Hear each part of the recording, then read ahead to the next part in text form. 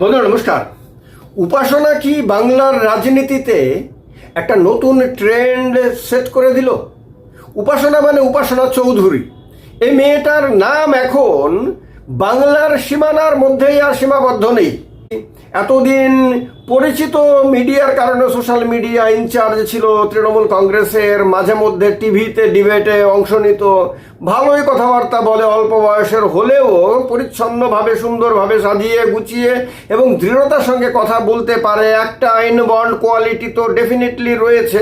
গতকালকে যখন মহা দুর্যোগের মধ্য দিয়ে একরকম হিন্দি সিনেমার নায়কোচিত ভূমিকায় তাকে দেখা গেল, তখন কি উপাসনা চৌধুরী বাংলার রাজনীতিতে একটা নতুন ধারার সূচনা করলো?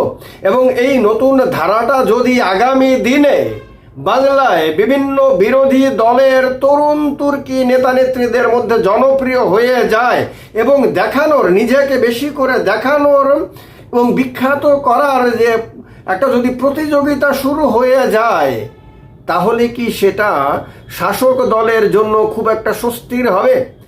যখন একেবারে ম্রিয়মাণ হয়ে যাওয়া প্রধান বিরোধী দল শাসক দলের ভাষায় ক্রমে ক্রমে উঠে যাচ্ছে, অর্থাৎ রাজনীতির ময়দান থেকে বিদায় নিয়ে নিচ্ছে, গুরুত্বহীন হয়ে যাচ্ছে, জনসমর্থন হারিয়ে ফেলছে এবং তাদের নিয়ে মানুষের মধ্যে কোনো মাথাই নাই, এগুলো বলছে, তখন এই দলটার ছাত্র যুবদের আন্দোলনে কেন গেরুয়া বাহিনীর হামলে পড়ার মতন ঘটনা ঘটবে? কেন তাদেরকে বাধা দিতে গিয়ে তাদেরকে জনপ্রিয় করে দেওয়া হবে এবং তাদেরকে এভাবে প্রচারের মধ্যে, উজ্জ্বল প্রচারের মধ্যে, প্রচারের উজ্জ্বলতায় নিয়ে আসা হবে?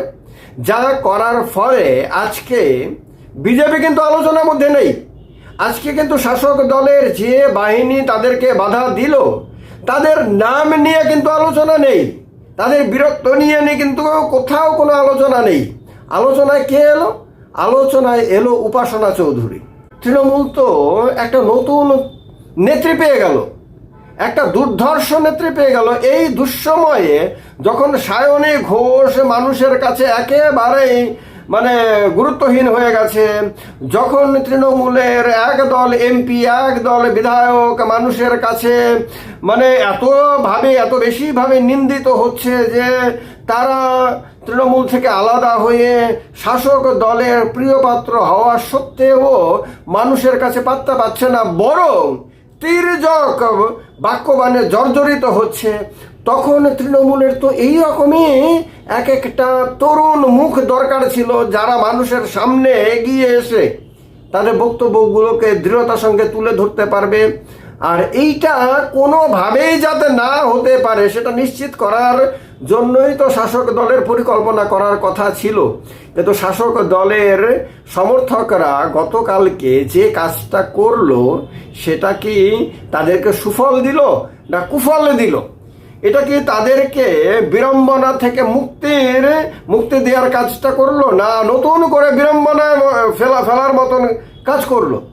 আমি কিন্তু উপাসনার বিখ্যাত হয়ে যাওয়া বা বিখ্যাত আরও এক দুজনের হয়ে যাওয়া, এগুলোকে কিন্তু আমি বেশি গুরুত্ব দিচ্ছি না। এগুলো রাজনীতিতে ঘটতেই থাকে, সবসময় নতুন নতুন চেহারা উঠে আসে, তারা কিছুদিন লাইমলাইটে থাকে এবং তারপর তারাও আবার একটা সময়ে থিতিয়ে যায়, তারাও গুরুত্বহীন হয়ে যায়। এরকমভাবে একসময় সায়নী ঘোষ 2021-এ যখন তৃণমূলে যোগদান করেছিল, এরপর তৃণমূল তাকে খুব গুরুত্ব দিয়েছিল, দিদিমণি তাকে এগিয়ে দিয়েছিল, ক্রমেই সে তৃণমূলের বিভিন্ন গুরুত্বপূর্ণ পদ পায়। এরপরে তো শেষ পর্যন্ত লোকসভা নির্বাচনে পর্যন্ত টিকিট পায় এবং দিদিমণির আশীর্বাদে, দিদিমণির ছবিকে সামনে রেখে লড়াই করে জিতে এমপি হয়ে যায় এবং 2026-এর বিধানসভা নির্বাচনেও প্রচারের বড় মুখ হিসাবে সারা রাজ্য দাপিয়ে বেড়ায়।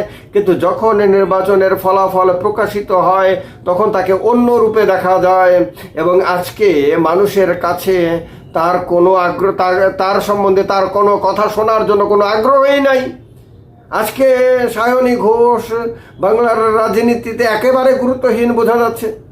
এই রকম সময়ে আপনার এই উপাসনার নতুন করে উঠে আসা এটা মানে একটা ঘটনা এইভাবে যদি দেখি আমরা, তাহলে সেটা কোনো ইস্যুই না, এরকমটা চলতে থাকে।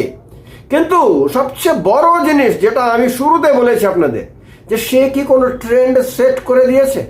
দুদিকে এক দল বিজেপি সমর্থক বাধা দিচ্ছে, আর তার মধ্য দিয়ে নায়কোচিতভাবে এগিয়ে যাওয়া মোটরসাইকেল নিয়ে, আমরা সেই পুরনো হিন্দি সিনেমাগুলোর কথা যদি একবার মনে করি, অনেকটাই সেই রকম অনেক দৃশ্য আমরা দেখেছি, সেই রকমভাবে এগিয়ে যাওয়া।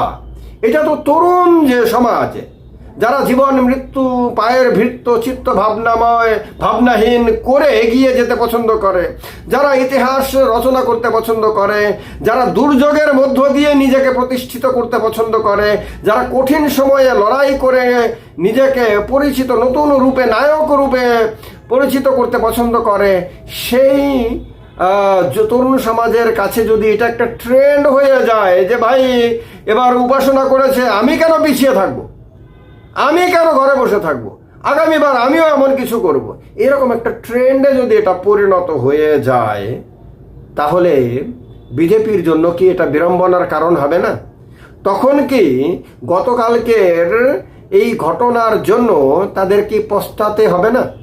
আমি এই কারণে বলছি, আপনারা খেয়াল করে দেখুন, মমতা বন্দ্যোপাধ্যায় যখন জ্যোতি বসুর নেতৃত্বাধীন সরকারের বিরুদ্ধে উঠে দাঁড়িয়েছিলেন, যখন তার উপরে বিভিন্ন জায়গাতে নানান রকম প্রতিকূল অবস্থা তৈরি করা হচ্ছিল, যখন তার উপরে আক্রমণ পর্যন্ত করা হচ্ছিল, তাকে বিশ্রী বিশ্রী ভাষায় গালি পর্যন্ত দেয়া হচ্ছিল, তাতে কি সিপিএমের আদতে কোনো লাভ হয়েছিল?